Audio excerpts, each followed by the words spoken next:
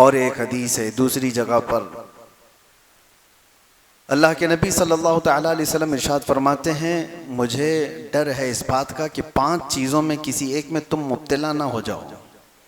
हुजूर जिस सहाबी को ये नसीहत कर रहे हैं, 5 चीज़ें ऐसी हैं जिसमें अगर तुम मुब्तला हो गए तो अल्लाह का अजाब देखोगे और बारिशें रुक जाएंगी, बारिश को रोक लिया जाएगा। पूछा गया या रसूल अल्लाह सल्लल्लाहु अलैहि वसल्लम वो 5 चीज़ें क्या हैं? तवज्जो चाहता हूँ मेरे अजीज़ व गौर से।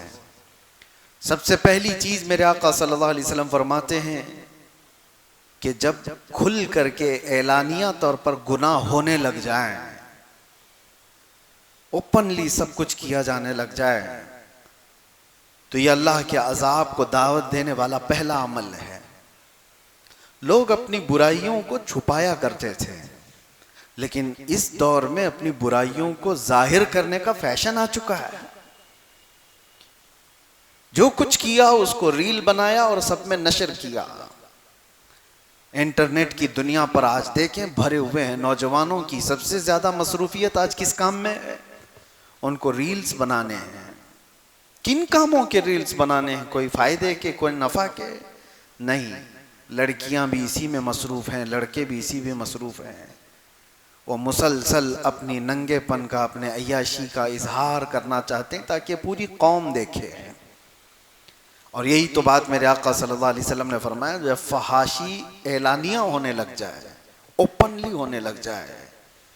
और एक हदीस मैंने इससे कबल भी आपके सामने जिक्र किया था। 3 चीज़ें मेरे आका सल्लल्लाहु अलैहि वसल्लम ने फरमाया था, 3 चीज़ें जब तुम देख लो तो ज़मीन के ऊपर रहने से ज़मीन के नीचे रहना बेहतर है। मतलब क्या है? कब्र में चले जाना बेहतर है। वो 3 चीज़ों में हुजूर एक पाक सल्लल्लाहु अलैहि वसल्लम ने ये फरमाया था कि जब उलमा इल्म वाले दयानतदारी छोड़ दें, हक बोलना छोड़ दें, वो मुदाहनत करने लग जाएं, नंबर 1। नंबर 2, मालदार लोग जब बखील हो जाएं, कंजूस हो जाएं। नंबर 3, जब औरतें बेहया हो जाएं, बेपर्दा हो जाएं। हुजूर फरमाते हैं फिर ज़मीन के ऊपर कोई खैर नहीं है, ज़मीन के नीचे चले जाना चाहिए। ज़मीन के ऊपर कोई खैर नहीं होगा। ये 3 चीज़ें हुजूर ने फरमाई थी। उसी में से एक चीज़ मैं ये आपके पास अर्ज कर रहा हूँ। 5 ऐसी चीज़ें मेरे मुस्तफ़ा करीम सल्लल्लाहु अलैहि वसल्लम ने फरमाई कि उनमें से अगर मुब्तला रहे तुम तो अल्लाह का अजाब आएगा। और अल्लाह का अजाब एक तरीके का ये बारिश का रुक जाना, सब्ज़ों का ना उगना, माल में हमेशा की बेबरकती का होना, ये सब चीज़ें अल्लाह के अजाबात में से हैं। क्राइसिस आ गए, लोग कहते हैं क्राइसिस क्या है? कहीं अचानक से तो कोई गिरता नहीं है, ये अल्लाह ताला की पकड़ है। कई लोगों को देखा, बड़े बड़े लोग अचानक किसी मुसीबत की वजह से गिर जाते हैं। कोरोना के वक्त करोड़पति रोड़पति हो गए। कितने मामलात ऐसे देखने को आए। वबा फैल गई, बीमारियां फैल गईं, बड़े बड़े ताकतवर लोग ढह गए। आज के इसमें मैं वो 5 चीज़ों में से एक ये बताया कि जब गुनाह खुल करके होने लग जाएं, एलानिया होने लग जाएं, और कुरान में अल्लाह फरमाता ला युहिब्बुल्लाहुल जहरा बिस्सूइ मिनल क़ौल, अल्लाह तबारक व तआला किसी बुरी चीज़ को जाहिर करने को पसंद ही नहीं फरमाता। अल्लाह ताला हरगिज़ ये पसंद नहीं करता कि कोई बुरी चीज़ ओपनली करे। गुनाह किससे नहीं होते? खताएं किससे नहीं होती हैं? खताएं, गुनाह जब हो जाते हैं तो इंसान ये सोचता है कि इस पर पर्दा पड़ा रहे, ये छुपी रहे चीजें। लेकिन कोई बंदा अगर आकर के बताता है मैं सूदखोर हूं, मैंने 4 औरतों से जिना कर लिया है, मुआज़ल्लाह रब्बिल आलमीन, कोई अगर आकर के बताए फलां की चोरी मैंने की है, तो वो अपने गुनाहों का इजहार कर रहा है और मखलूक को गवाह बना रहा है अपने गुनाहों का, दूसरों को अपने गुनाहों पर गवाह बना रहा है। और अल्लाह कुरान में फरमाता है हरगिज़ अल्लाह पसंद नहीं फरमाता। अच्छा, छुपे हुए गुनाह कुछ ऐसे होते हैं जो बंदे और खुदा के दरमियान राज होते हैं, जिस वक्त मौला चाहे उसको बख्श दे, किसी को पता भी ना चले। अल्लाह ताला माफ फरमा दे। लेकिन बंदा जब सारे लोगों को गवाह बनाता है अपने गुनाहों का, सबको बता देता है कि मैं ये सारी चीजें किया हूं, तो फिर वो अदल के हिसाब के तख्त पर लाया जाएगा। अजीजा ने गिरामी, पहली चीज ये। दूसरी, मेरे आका सल्लल्लाहु ताला अलैहि वसल्लम ने इरशाद फरमाया, बारिश के रुकने के असबाब में से एलानिया गुनाह होने लग जाए। दूसरे नंबर पर लोग जब अपनी ज़कात के माल को दबा करके रखें, ज़कात ना दी जाए, ज़कात मुस्तहिकीन तक ना पहुंचती हो, तो अल्लाह ताला बारिश को रोक लेता है। आज के दौर में भी यही हालात है। लोगों को सिर्फ अपने माल का 2.5% निकालने में इतनी खुजली होती है, इतना दर्द होता है, 1000 हीले बहाने करने लग जाते हैं ज़कात बचाने के लिए। सोचो, वो अरहमुर राहिमीन, वो खल्लाक़े कायनात, वो रज़्ज़ाक़े हकीकी, जिसने पाई पाई तुम्हें दिया है, अगर वो चाहता तो आपके माल का आधा पूरा ज़कात में देने का हुक्म देता कि 50% तुम रखो, 50% अल्लाह की राह में दे दो। अल्लाह ने ये हुक्म भी नहीं दिया। ना ये फरमाया कि 100 कमाए हो तो 25 अल्लाह की राह में दे दो, 75 तुम रख लो, ये भी नहीं। ये भी हुक्म नहीं दिया कि 100 कमाए हो तो 10 अल्लाह की राह में दे देना, 90 तुम रख लेना। नहीं, हैरत की बात है, अल्लाह का हुक्म है कि 100 कमाए हो तो सिर्फ 2.5 रुपया दे देना, बाकी पूरा तुम रखो।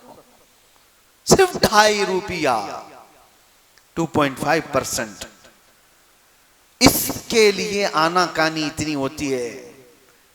देखा जाए तो ये सारे जितने टैक्स हैं उसमें सब में कम है। जीएसटी हो, तुम्हारे इनकम टैक्स हो, जितने टैक्स हैं वो, अरे 5% से लेकर के 28% तक के टैक्स हैं, 18% के टैक्स हैं, कितने टैक्स हैं। लेकिन यहां पर सिर्फ 2.5%, वो भी टैक्स में और ज़कात में इतना बड़ा फर्क है। लोगों को लगता होगा कि ये हमारे लिए ज़कात टैक्स के बराबर नहीं। टैक्स आपके इनकम पर है और ज़कात आपकी सेविंग पर है। इनकम और सेविंग में फर्क नहीं है। आप अगर 1 करोड़ रुपए महीना कमाते हैं तो टैक्स 1 करोड़ का होगा आपके पास। लेकिन शरीयत ने कहा है 1 करोड़ कमाता है, 90 लाख रुपए खर्चा हो जाते हैं, तो उस खर्चे पर ज़कात नहीं, जो बच गया उस पर, उसी पर ज़कात है। और वो भी आते साथ नहीं, साल गुजर जाए उस पर। शरीयत ने इतनी सारी छूट दी, उसके बावजूद ज़कात के माल में हेरा फेरी सब चल रही है। बड़े बड़े मालदारों की अगर ज़कात निकल गई होती तो इस उम्मत में कोई गरीब ही नहीं होता। दौरे उमर फारूक रदी अल्लाह ताला सिर्फ 2.5 साल के बाद हज़रत अबू बकर सिद्दीक 2.5 साल खलीफा रहे, और उनके बाद हज़रत उमर फारूक रज़ियल्लाहु ताला अन्हु खलीफा वक्त बने। और आपके ज़माने खिलाफत में यमन से ज़कात का माल आया मदीने में। वहाँ जो गवर्नर थे सहाबी रसूल, उन्होंने ज़कात जो लोगों ने जमा की थी वो सब जमा करके मदीने भेजा, और मदीने के फ़ुक़रा और मसाकीन को तकसीम करने के लिए फरमाया। तो हज़रत उमर फारूक के पास जब ये ज़कात का माल आया तो आपने ये कह कर के वापस भेजा कि जिस जगह की ज़कात निकली है वहाँ के फ़कीरों को पहले दिया जाए, वहाँ की ज़रूरतमंदों में तकसीम कर दो, फिर अगर बच जाए तो मदीने भेज देना। जब ये माल वापस यमन गया तो वो सहाबी रसूल जो गवर्नर थे, उन्होंने दोबारा अमीरुल मोमिनीन के पास ये माल ये कह करके भेजा कि हुजूर यमन में सबको तकसीम हो गया, यहाँ पर कोई लेने वाला बाकी नहीं है, इसलिए मदीने भेजा। दोबारा आ गया। अब मदीने तैयबा में जब ये ज़कात आई, हज़रत उमर फारूक रज़ियल्लाहु ताला अन्हु ने फरमाया देखो यमन में सब तकसीम हो चुका, अब मदीने आई है, जो हकदार लोग हैं मुस्तहिकीन हैं वो आए। 3 दिन तक ऐलान होता रहा, मदीने की गलियों में ज़कात लेने वाला कोई नहीं था, ज़कात देने वाले सब थे, लेने वाले नहीं रह गए थे। वजह क्या थी? शर्म और हया से नहीं ले रहे थे, ऐसा नहीं, सब कैपेबल थे, सब ज़कात अदा करने वाले हो चुके थे। ये निज़ाम कैसे आया? ये वही साहबा हैं मदीने में जो मेरे आका के ज़माने में इतने गुर्बत के शिकार थे कि एक खजूर की गुटली पर पूरा दिन गुजारा करते थे। एक प्याला दूध पर 70 सहाबा सैराब हो जाते थे। लेकिन दौरे फारूकी आने तक वो इतने मालदार हो चुके थे कि लेने वाला कोई नहीं था, अब सब देने वाले हो चुके थे। ये ज़कात का निज़ाम इस्लाम ने इस तरह बनाया था कि गुर्बत को ख़त्म करके सबको बराबरी का हक दिया जाए। आज मालदारों ने अपना माल रोक कर रखा है, हजार हीले बहाने हैं उसमें ज़कात निकालने के लिए, ज़कात नहीं निकालते।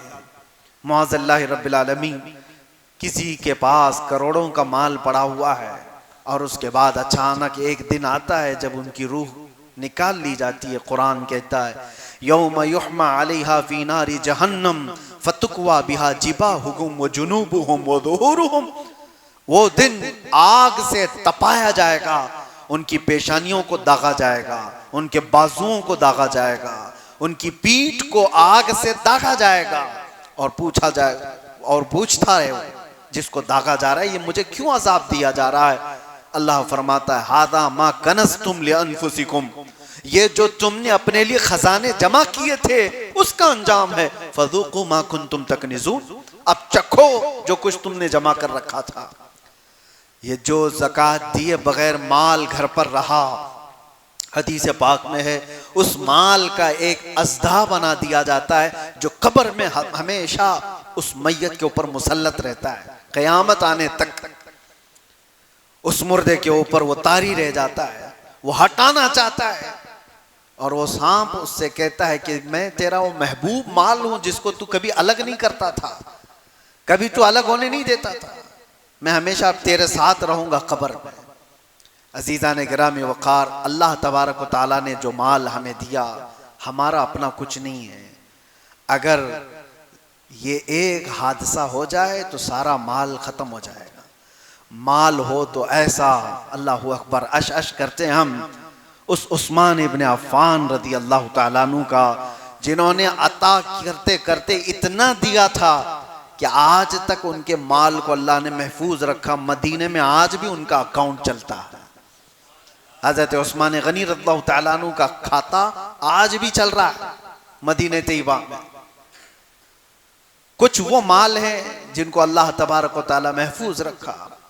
तो सबसे बड़ी चीज मेरे आका सल्लल्लाहु तआला अलैहि वसल्लम ने फरमाई, जब लोग ज़कात का माल रोक करके रख लें तो अल्लाह ताला बारिश के कतरे रोक लेता है, बारिश के कतरे रोक लिए जाते हैं।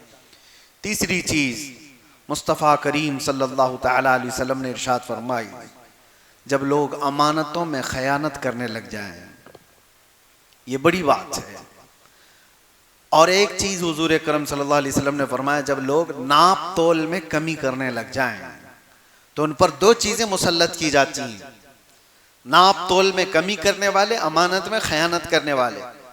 हुजूर फरमाते हैं बारिश भी रोक ली जाती है और जालिम हाकिम को उनके ऊपर बिठा दिया जाता है, उसके जुल्म को सहते रहेंगे।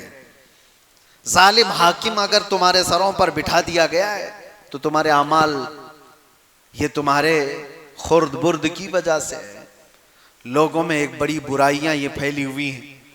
नाप तोल में कमी करने वालों पर एक बहुत बड़ा अजाब आया था। यह हज़रत शुएब अलैहिस्सलाम की कौम करती थी। कुरान पाक में है, अल्लाह फरमाता वला तनकुसुल मिकियाल वल मीज़ान। हज़रत शुएब अलैहिस्सलाम कहते थे कि नाप तोल में हरगिज कमी ना करो, ये अल्लाह के अजाब को दावत देने वाली चीज है। लेकिन वो कौम मानती नहीं थी। फिर अल्लाह का अजाब आया, बहुत भयानक अजाब आया था। हजरत शुएब अलैहिस्सलाम की कौम हिलाको बर्बाद हो गई। आज भी इस उम्मत में अगर ऐसे लोग हैं जो इस तरह के हीले बहाने करके खुर्द-बुर्द करके थोड़ा सा बचाना चाहते हैं, दूध में पानी मिलाने वाले, अशिया खुर्दनी में खाने पीने की चीजों में मिलावट करने वाले, तोलने वाली चीज में कांटे के साथ धोखा करने वाले, कुछ ऐसे लोग भी मेरे पास आए थे जिन्होंने कहा कि हमारा काम है ये जो वजन करने वाला कांटा बनाना। लेकिन उनसे कहते कई दुकानों वाले हैं, बड़े बड़े लोग हैं, वो हमें सिर्फ ऑफर ये देते हैं कि इतने पैसे दे दूंगा, कांटे में ये करके दे दो। अब तो डिजिटल आ गया, पहले पत्थर रखे जाते थे। कहा कि मशीन में ये करके दे दो। 800 ग्राम का ही होना चाहिए माल, लेकिन दिखाना चाहिए 1 किलो का। तो ये जो कलाकार लोग हैं, पैसे लेकर के करने वाला कर देता है, लेकिन जो जमीर नहीं बेचता वो मना कर देता है। मेरे अजीजों, आज के दौर में भी ये सब चीजें मौजूद हैं। छोटी छोटी चीजों में खयानत करने वाले। इसीलिए मेरे आका सल्लल्लाहु तआला अलैहि वसल्लम फरमाते, मोमिन हर बुराई कर सकता है, लेकिन झूठा और खयानतदार नहीं हो सकता। झूठ और खयानत मोमिन के लिए है ही नहीं, खयानत करना। और अक्सर तो आज लोगों का हाल ये हो गया, खयानतदारी। अक्सर जिसके पास भी कुछ माल रखा जाए, उससे वापस आने की उम्मीद ही खत्म हो जाती है। इसीलिए कोई एक दूसरे को कर्ज हसन देता नहीं। आज लोन की बला में मुब्तला क्यों है सारे लोग? क्यों है? लोन क्यों लेना पड़ जाता है? वजह यह है कि आपस में कोई कर्ज हसन देने वाला नहीं रह गया कि 10 लाख रुपए मैं तुझे देता हूं, 10 लाख रुपए 6 महीने के बाद, साल भर के बाद वापस लौटा देना। मालदारों के पास पैसे रखे हुए हैं, लेकिन वो देना नहीं चाहते। वजह क्या है? अमानतदारी नहीं है। ले लिया तो ये तो गायब ही हो जाएगा। लेने से पहले लहजा और लेने के बाद उसका लहजा कुछ और। पैसे लेने वालों का लहजा देखो, आप गिड़गिड़ाते हैं, अपनी जरूरियात बताते हैं। दे दिया उसको, फिर महीने के बाद उसको फोन करो, बोले टाइम नहीं है अभी, बाद में मिलता हूं ना, मैं क्या भाग के जा रहा हूं। ये सारी आदतें जो खसलतें आई, ये खयानतदारी है। दौरे फारूक आजम रदी अल्लाह तआला अन्हु में एक बात मिलती है। मदीने का एक शख्स, उसके ऊपर किसी का कर्जा बाकी था। किसी का कर्जा, मदीने में एक सहाबी ने आकर मुकद्दमा कर दिया। हजरत उमर से कहा, यह शख्स अजनबी है, मदीने में मेरा कर्जा लिया वो देता नहीं। हजरत उमर ने कहा कि तू इसका कर्जा कब वापस कर रहा है? कहा, हुजूर मुझे 2 दिन का वक्त दे दे, मैं वापस कर दूंगा, लेकिन मुझे मदीने से बाहर मेरे वतन जाने की इजाजत दी जाए, मेरे गांव जाके आऊंगा। हजरत उमर ने कहा, तू भाग जाएगा? कोई है यहां पर जो तेरी जमानत ले ले तो मैं तुझे छोड़ दूं। उसने कहा, मुझे यहां कोई जानने वाले लोग हैं नहीं, लेकिन अगर कोई मेरी जमानत लेता है तो मैं झूठा नहीं हूं। हजरत उमर ने कहा, अदालत जो है वो जुमलों पर नहीं चलेगी, एविडेंस चाहिए ना, कोई जामिन भी चाहिए। जज से अगर आप कह दो मैं थोड़ी ना भाग रहा हूं, जज ये नहीं कहेगा कि तू नहीं भाग रहा है या भाग रहा है, ये तेरा मसला है, कोई जामिन ला के दे दे, पेपर ला करके दे दे प्रॉपर्टी के। हजरत उमर ने कहा, कोई जामिन है? कोई नहीं था। कौन उठता है अनजान आदमी के आप जमानत देंगे आज? लेकिन हजरत अबू दरदा एक सहाबी, वो खड़े हो गए, कहा, अमीरुल मोमिनीन मैं उसकी जमानत लेता हूं। कहा, पहचानते हो? कहा, नहीं पहचानता, लेकिन 2 दिन के बाद वो आ जाएगा पैसा लेकर के। हजरत उमर ने कहा, अगर वो नहीं लेकर के आएगा तो तुमको पकड़ा जाएगा, पैसा भी देना होगा और अंदर भी जाओगे। हजरत अबू दरदा ने कहा, मंजूर है। उस शख्स से कहा गया कि जाओ तू लेकर के आ जा। वो गया, 1 दिन 2 दिन, शाम हो रही थी, आया नहीं। हजरत उमर ने अबू दरदा को बुलाया, आ जाओ। वो तो आया नहीं जिसकी तुम जमानत लिए थे। और वो सहाबी भी आ गए जिन्होंने जिनका कर्जा बाकी था। तो इतने ही में मगरिब से पहले पहले वो हाँपता कांपता दौड़ता हुआ वो बंदा आ गया, अदालत में आया और कहा कि हुजूर उनके जो पैसे बाकी थे मैं लेकर के आ गया, इंतजाम कर रहा हूं। इतना करना था कि वो सहाबी रसूल जिनका कर्जा बाकी था वो खड़े हो गए, कहा, अमीरुल मोमिनीन अल्लाह की इज्जत की कसम मैं आपके सामने गवाही देता हूं कि इस बंदे का कर्जा मैंने माफ कर दिया, मुझे वापस नहीं चाहिए, मैंने माफ कर दिया। अब सुनिए, उन्होंने कर्जा माफ कर दिया। अब हजरत उमर ने इन तीनों से एक एक सवाल किया। पहले ये शख्स से कहा, तू तो चला गया था, भाग गया था, तेरा गांव भी नहीं मालूम, तू कहां का रहने वाला, पैसा लेकर के चला गया होता तो तुझे पकड़ने में बड़ी दिक्कत आ सकती, या तू छुप छुपा करके रह सकता था, आया क्यों अपने टाइम पर? तवज्जो है मुसलमानों, वो शख्स कहता है अमीरुल मोमिनीन, मैं चाहता तो भाग कर चला जाता, लेकिन वापस अपने वादे के मुताबिक इसलिए आ गया कि बाद को कोई आने वाला ये न कह दे कि मोहम्मद के गुलाम धोखेबाज होते, मेरे नबी सल्लल्लाहु अलैहि वसल्लम तक कोई कह न दे कि उनके गुलामों में वादा खिलाफी है, इसलिए मैं वापस आ गया, वादा किया था तो पूरा कर दिया। हजरत उमर रज़ियल्लाहु तआला अन्हु ने अबू दरदा सहाबी से पूछा कि आप तो जानते नहीं थे, इसको कैसे जमानत दे दी? उन्होंने कहा अमीरुल मोमिनीन, मेरी तमन्ना ये थी कि अनजान है लेकिन है तो मुसलमान, है तो मुसलमान, कोई तो इसकी जमानत नहीं ले रहा था, मैं भी ना लेता तो दिल में ये ख्याल आया कहीं बाद को दूसरी कौमें ये ना कह दें कि मोहम्मद के गुलामों में अब लोगों से हमदर्दी करने का जज्बा भी खत्म हो गया, लोग ये ना कह दें कि लोगों से हमदर्दी का जज्बा खत्म हो गया, इसलिए मैं खड़ा हुआ उसकी हमदर्दी में। और वो कर्ज खा साहबी से पूछा आपने अभी क्यों माफ कर दिया, पहले तो माफ कर सकते थे? उन्होंने कहा पहले इसके बारे में इतना नहीं मालूम था, लेकिन अपने वादे के मुताबिक बराबर आ जाने वाला शख्स मेरे नबी का सच्चा गुलाम, मैंने अपना कर्जा इसलिए माफ कर दिया कि लोग कल को ये न कहें कि मोहम्मद अरबी के गुलामों में माफ करने का जज्बा खत्म हो गया है। तीनों का एक ही मिशन था कि हुजूर पर कोई उंगली ना उठाए। अजीज़ान गिरामी वक़ार, अमानत सहाबा इकराम में इस तरह की थी कि वो वक्त का भी लिहाज रखते थे और लोगों का भी लिहाज रखते थे। क्या आज ये माशरे में बात आ सकती है? और हुजूर पाक सल्लल्लाहु तआला अलैहि वसल्लम ने फरमाया जब अमानत में लोग खयानत करने लग जाएं तो समझ लो कि बारिश रोक ली जाती है, और नाप तोल में कमी करने लग जाएं तो बारिश रोक ली जाती है। और इल्म के सिलसिले में भी फरमाया गया जब इल्म ख़त्म हो और जहालत आम होने लग जाए तो ये बाजार गुनाहों का है। यहाँ अब इल्म की तलब किसी को नहीं है, अब इल्म की तलब कहाँ है किसको? हर कोई अपने अपने जिंदगी में मगन है। वो इंटरनेट की दुनिया का शागिर्द है, आज सब गूगल के शागिर्द हैं, सब इंस्टा फेसबुक के शागिर्द हैं। हाथों में अल्लाह की किताब कब आई थी पता ही नहीं है, हदीस रसूल कब पढ़ा था ये पता ही नहीं है।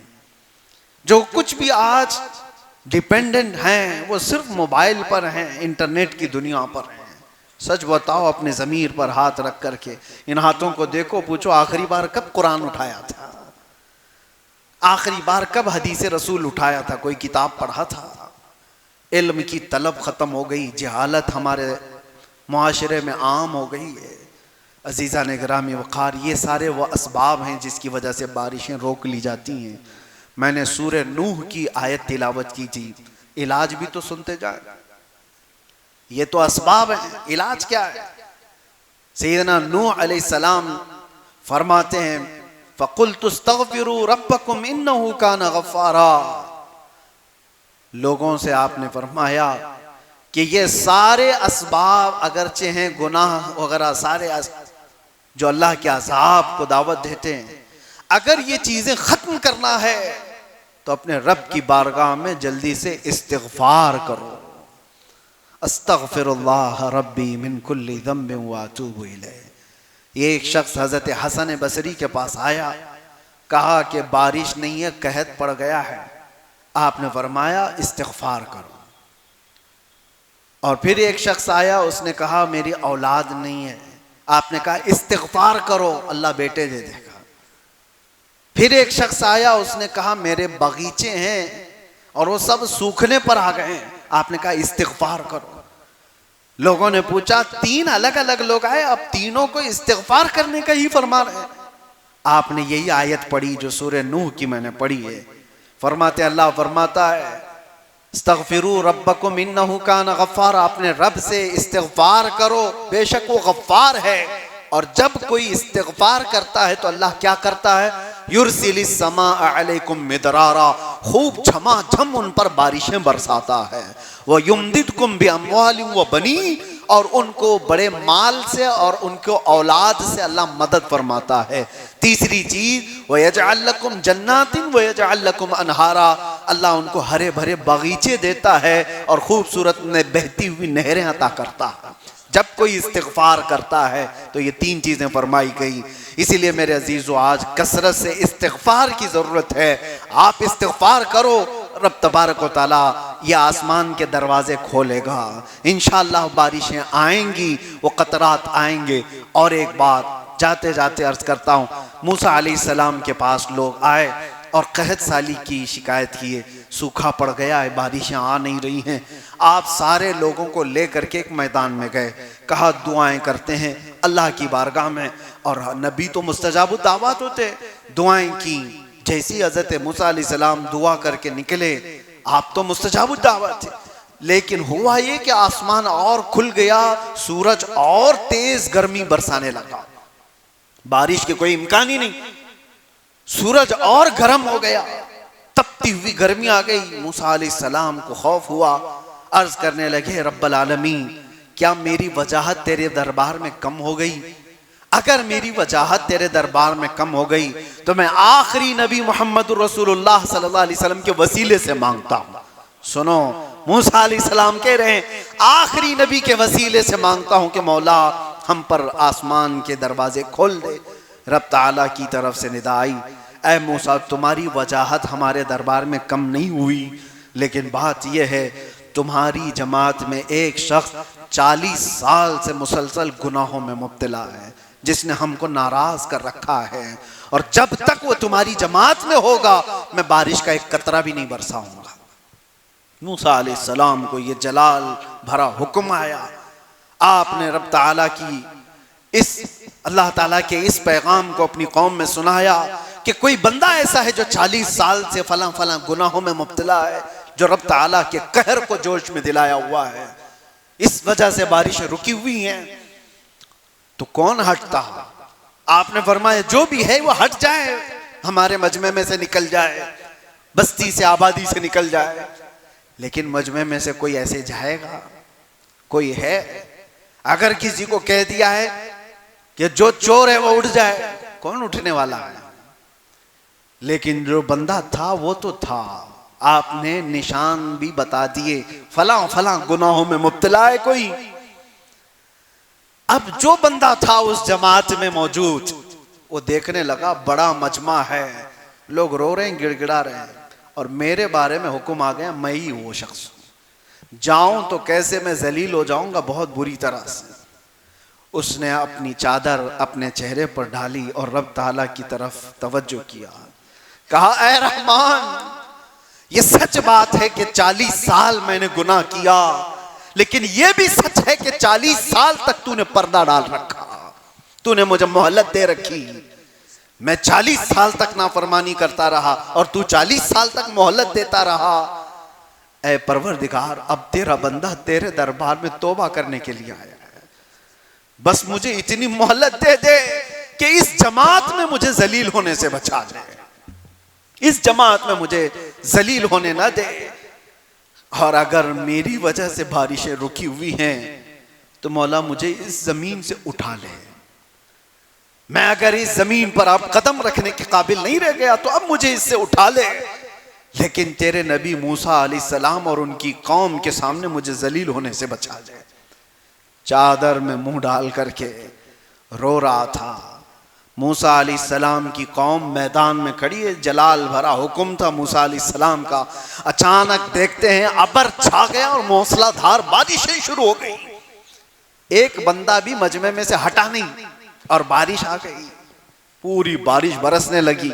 मूसा अलैहिस्सलाम रब ताला से अर्ज करते हैं कि मौला, तूने तो फरमाया था कि एक बंदा इसमें बड़ा गुनहगार है, 40 साल से नाफरमान है, उसकी वजह से मैंने बारिशें रोक रखी हैं, मगर अब तक तो इस मजमे में से कोई बंदा निकला तो नहीं, बाहर गया तो नहीं, फिर बारिश आ कैसे गई? अल्लाह फरमाता, ऐ मूसा, हमने बारिश रोक रखी थी उस गुनहगार की वजह से, अब बारिश बरसा भी रहे तो उसकी तौबा की वजह से, उसकी तौबा की वजह से उसने तौबा कर लिया। अब वो कौन था उसको छुपा दिया गया है, वो अरहमुर राहिमीन है, अजीजो आओ, कुरान कहता है वतूबू इलल्लाहि जमीअन अय्युहल मुमिनून लअल्लकुम तुफ्लिहून, सब के सब तुम मिल करके अल्लाह की बारगाह में तौबा करो ऐ ईमान वालो, अन करीब अल्लाह तुम्हें कामयाब कर देगा। इसलिए इस्तिग़फ़ार ज़्यादा से ज़्यादा करो। आज का दिन ये जुमा का है और हमारे मुहर्रमुल हराम की इब्तिदा के बाद इस्लामी नए साल का ये पहला जुमा है। इस जुमा को कसरत से इस्तिग़फ़ार करो, इस्तिग़फ़ार करो और इंशाअल्लाह अज़ीज़ इस्तिग़फ़ार की बरकतें आप देखेंगी। आसमान अबरालूद होगा और इंशाअल्लाह मेरा रहमान हम सबको अपने कतराते बारिश से सैराब भी फरमाएगा। अस्तग़फ़िरुल्लाह रब्बी मिन कुल्ली ज़ंबिन व अतूबु इलैह, अस्तग़फ़िरुल्लाह रब्बी मिन कुल्ली ज़ंबिन व अतूबु इलैह, अस्तग़फ़िरुल्लाह रब्बी मिन कुल्ली ज़ंबिन व अतूबु इलैह व आखिरु दावाना अनिल हम्दुलिल्लाहि रब्बिल आलमीन। खड़े हो जाएं सब।